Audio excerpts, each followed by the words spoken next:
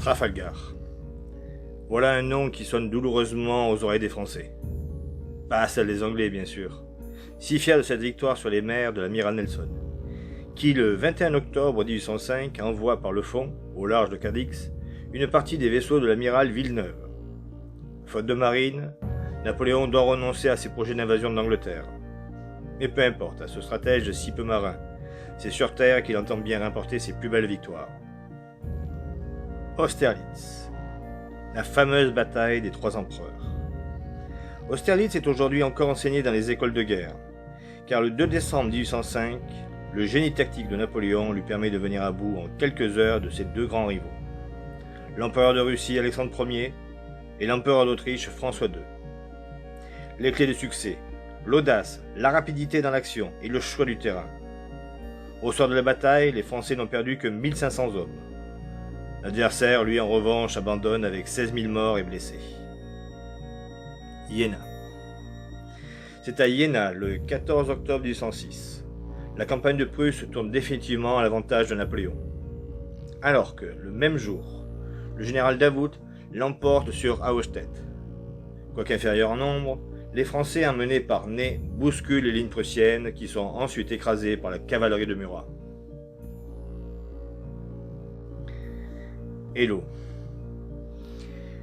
À Eylau, en Prusse orientale, c'est une plaine couverte de neige ce 8 février 1807, quand les 60 000 hommes de Napoléon affrontent l'armée russe.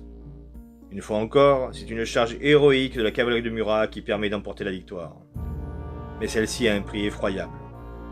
Plus de 40 000 soldats, morts ou blessés, gisent dans une neige devenue rouge. Certains affirmeront plus tard avoir vu Napoléon pleurer devant l'horrible charnier.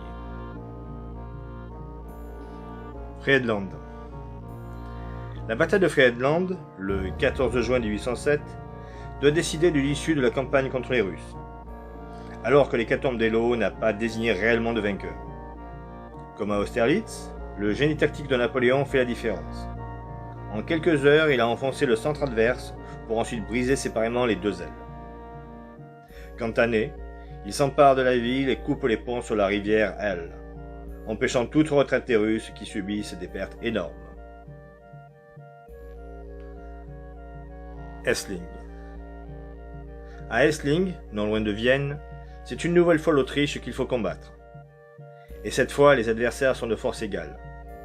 La bataille durera 2 longs jours, du 20 au 22 mai 1809. Et pour la première fois, Napoléon est en difficulté. Il doit même reculer, ce qui permet à l'archiduc Charles de se déclarer vainqueur. Pour Napoléon, ce n'est que partie remise, mais il est fortement éprouvé par la perte d'un de ses meilleurs maréchaux, Lannes. Wagram. Wagram doit venger le résultat indécis de la bataille d'Essling, dans un combat formidable où pas moins de 326 000 hommes s'affrontent sur les rives du Danube, les 5 et 6 juillet 1809. C'est MacDonald, avec 26 bataillons, soit à peu près 50 000 soldats, qui enfonce brutalement le centre autrichien, comme un coin d'airain. Le choc disloque l'adversaire, contraint de battre en retraite. C'est pour Napoléon une victoire chèrement acquise, mais du côté autrichien, le bilan est encore plus lourd. Moskova. La Moskova coule à quelques 120 km de Moscou. Et c'est sur ses rives, dans le village de Borodino, que Napoléon peut enfin combattre une armée russe qui, depuis plusieurs mois, se dérobe. Si les Français l'emportent, la route de Moscou sera ouverte. Alors, le 7 septembre 1812, Napoléon jette toutes ses forces dans une formidable bataille. Celle-ci sera un carnage effroyable. Mais la victoire n'est pas totale, car les Russes se sont une fois encore repliés. Leipzig. À Leipzig, c'est toute l'Europe coalisée contre lui que Napoléon doit maintenant affronter. Du 16 au 19 octobre 1813, les Français font face à un adversaire 2 fois plus nombreux et à l'issue de la bataille est sans surprise. Après un sanglant carnage, la grande armée bat en retraite, bien décidée à défendre coûte que coûte le territoire français. Pardon monsieur, on doit dire Waterloo ou Waterloo? Je ne saurais pas vous dire, je suis ici en vacances. Waterloo. Encore un nom qui sonne mal dans les oreilles des Français. À Waterloo, morne pleine, à quelques lieues de Bruxelles, Napoléon joue son va-tout contre les Anglais de Wellington et les Prussiens de Blücher. Tout commence bien le 16 juin 1815, avec les victoires de Ligny et Quatre-Bas, qui empêchent les deux armées ennemies de faire leur jonction. Mais Napoléon ordonne à Grouchy de poursuivre Blücher, tandis qu'il affronte les Anglais.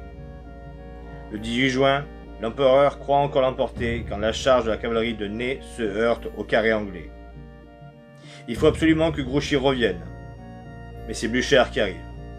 Face à une situation désespérée, Napoléon fait donner la vieille garde pour un baroud d'honneur.